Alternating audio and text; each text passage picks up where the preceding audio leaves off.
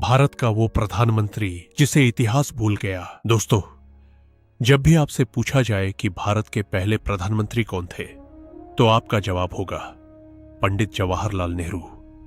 लेकिन क्या आप जानते हैं कि नेहरू जी से भी 32 साल पहले यानी साल 1915 में ही भारत के एक प्रधानमंत्री बन चुके थे। एक ऐसा क्रांतिकारी जिसने विदेशी धरती पर भारत की पहली आजाद सरकार बनाई और अंग्रेजों की रातों की नींद उड़ा दी।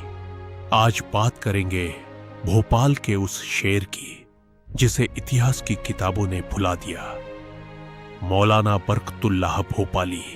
7 जुलाई 1854 को भोपाल के इतवारा में जन्मे बरकतुल्लाह बचपन से ही बेहद तेज तर्रार थे। उन्हें अरबी, फारसी, उर्दू और इंग्लिश जैसी कई भाषाओं पर महारत हासिल थी, लेकिन उनके दिल में सुलग रही थी आजादी की आग। वे जानते थे कि अंग्रेजों को भारत से खदेड़ने के लिए दुनिया भर की ताकतों को साथ लाना होगा।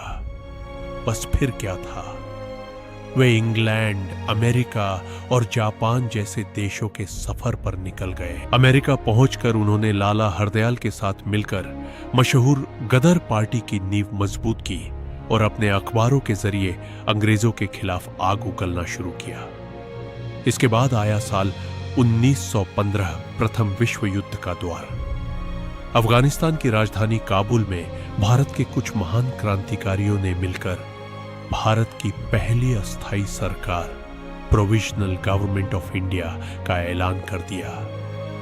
राजा महेंद्र प्रताप सिंह इसके राष्ट्रपति बने और भोपाल के मौलाना बरकतुल्लाह को इस सरकार का पहला प्रधानमंत्री चुना गया। इस सरकार को जर्मनी और रूस जैसे बड़े देशों ने मान्यता भी दे दी थी।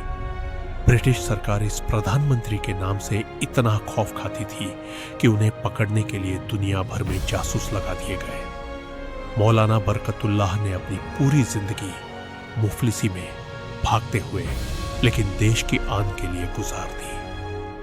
आखिरी सांस तक उन्होंने हार नहीं मानी और 1927 में अमेरिका में इस दुनिया को अलविदा कह दिया।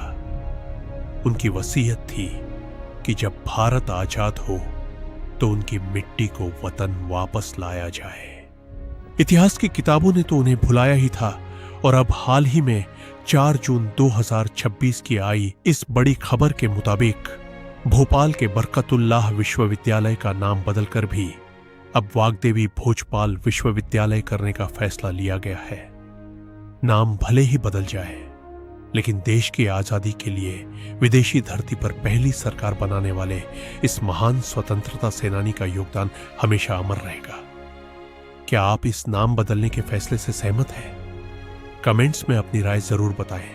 इस वीडियो को ज्यादा से ज्यादा शेयर करें ताकि हमारे इस गुमनाम नायक की कहानी हर भारतीय तक पहुंचे। ऐसे ही और इंफॉर्मेटिव वीडियोस के लिए फॉलो और सब्सक्राइब करना न भूलें। जय हिंद।